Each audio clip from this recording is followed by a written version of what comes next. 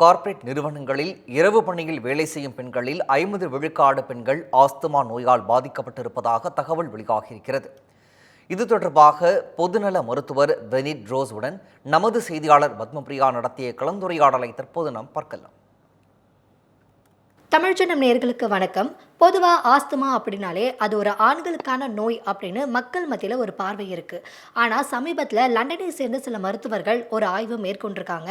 அந்த ஆய்வு முடிவில் என்ன சொல்லியிருக்காங்க அப்படின்னா, நீண்ட காலம் நைட் ஷிஃப்டில் பணிபுரியக்கூடிய பெண்கள் அதிக அளவில் ஆஸ்துமா நோயால் பாதிக்கப்படுறதா ஒரு அதிர்ச்சிகரமான தகவலை வெளியிட்டிருக்காங்க. இது குறித்து நம்ம கூட விவரிக்கிறதுக்காக பொதுநல மருத்துவர் டாக்டர் பெனட் ரோஸ் இணைஞ்சிருக்காங்க. அவங்க கிட்ட கேட்டு தெரிஞ்சுக்கலாம். வணக்கம் மேம். மேம், ஆஸ்துமா நோய்க்கும் நைட் ஷிஃப்ட்டுக்கும் என்ன சம்மந்தம், அதை பற்றி சொல்லுங்கள். அதுக்கு ஃபஸ்ட்டு ஆஸ்மா நோய்னா என்னென்னு தெரிஞ்சுக்கணும் மக்கள். அது நார்மலாக எப்படி வரும் அப்படின்னு பார்த்தீங்கன்னா, சில பேருக்கு டஸ்ட் அலர்ஜி அந்த மாதிரி ஏதாவது இருந்துச்சுன்னா வரலாம். ஃபார் எக்ஸாம்பிள், வீட்டில் இருக்கிற அந்த பெட்டில் இருக்கிற மைட்ஸ், இல்லைனா நாய் பெட்ஸ் வளர்க்குறீங்க அப்படின்னா அதில் இருக்க ஹேர், பக்கத்தில் இருக்க செடி, அதுலேருந்து வர்ற போலான், அந்த மாதிரி இருக்கிற டஸ்ட் பார்ட்டிகல்ஸ்னால அவங்களுக்கு மூச்சு வாங்கல், அடிக்கடி சளி பிடிக்கிறது, அடிக்கடி தும்பல், அடிக்கடி மூச்சு வாங்கல் வர்றது, இதெல்லாம் சிம்டம்ஸ் அலர்ஜி ரிலேட்டடாக வரலாம்.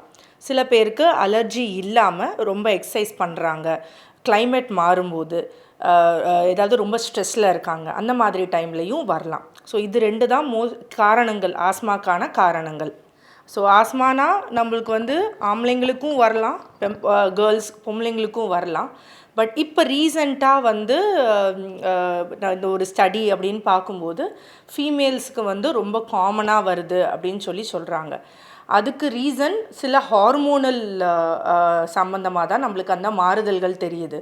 அந்த மாதிரி ஃபீமேலுக்கு மோஸ்ட் காமனாக யாருக்கு வருதுன்னா 45லேருந்து 50 வயசுக்கு மேலே இருக்கிற கேர்ள்ஸ், அதாவது பொம்பளைங்களுக்கு வருது அப்படின்ற மாதிரி நம்மளுக்கு சொல்லப்பட்டிருக்கு இந்த ஆர்டிக்கலில். ஸ்லீப் சைக்கிள் டிஸ்டர்ப் ஆகுது, ஒர்க் ரிலேட்டட் ஸ்ட்ரெஸ் இருக்குது அப்படின்னும் போது நம்மளோட பாடியில் ப்ரொடியூஸ் ஆகிற ஹார்மோனோட லெவல்ஸும் சேஞ்ச் ஆகுது. ஸோ அதனால தான் தூக்கம் கரெக்டாக டைமுக்கு தூங்கணும், கரெக்டாக டைமுக்கு எந்திரிக்கணும், டைமுக்கு ஃபுட் எடுத்துக்கணும்னு சொல்கிறதுக்கான ரீசன் அதுதான்.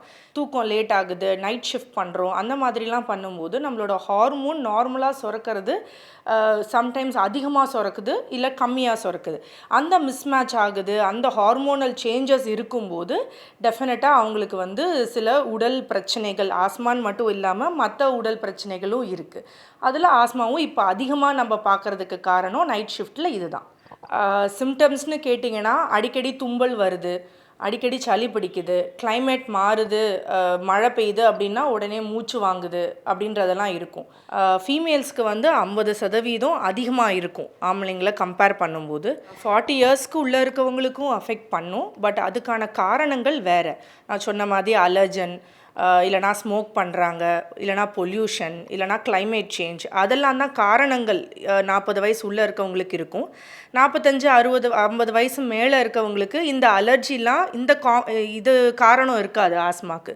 ஹார்மோனல் சேஞ்சஸ், டஸ்ட்டுனால அவங்களுக்கு ஆஸ்மா வராது. இந்த ஹார்மோன் ரிலேட்டடாக இந்த சர்க்காடியன் ரிதம் சேஞ்ச் ஆகிறதுனால, போஸ்ட் மெனோபாஸ் ஆகிறதுனால, ஹார்மோன்ஸ் மிஸ்மேட்ச் ஆகிறதுனால வர்ற ஆஸ்மா தான் காரணம் 40 வயசு மேலே. ஹார்ட்டுக்கான மூச்சு வாங்கலும் ஆஸ்மாக்கான மூச்சு வாங்கலும் கிட்டத்தட்ட ஒரே மாதிரி இருக்கும். நைட்டு அதிகமாகிறது ஹார்ட்டு தொந்தரவுனால இருக்கலாம், லங்குனால இருக்கலாம். முதல்ல எது அப்படின்றத கண்டுபிடிக்கிறதுக்கு ஒரு ஸ்பெஷலிஸ்ட்னு யாரையாவது போய் பார்க்குறது பெட்டர். ஆஸ்மாவுக்கு நம்மளுக்கு ட்ரீட்மெண்ட்டுன்னு பார்த்தீங்கன்னா கம்ப்ளீட்டாக அது க்யூரபிள், 100% க்யூரபிள்ன்றது கிடையாது. அது ப்ரிவெண்ட் பண்ணலாம். எபிசோட்ஸ் வரும்போது அதை தடுக்கிறதுக்கான மருந்துகள் இருக்குது. ரெக்கரண்ட்டாக, அதாவது அடிக்கடி வராமல் இருக்கிறத தடுக்கிறதுக்கு மருந்துகள் இருக்குது. ஸோ இன்ஹேலர் ஃப்ரீக்வெண்ட்டாக வராமல் தடுக்கிறதுக்கு இன்ஹேலர் கொடுக்கலாம். ப்ரெக்னன்சி அந்த மாதிரி டைம்லேயும் இன்ஹேலர்ஸ் ரொம்ப சேஃபர்.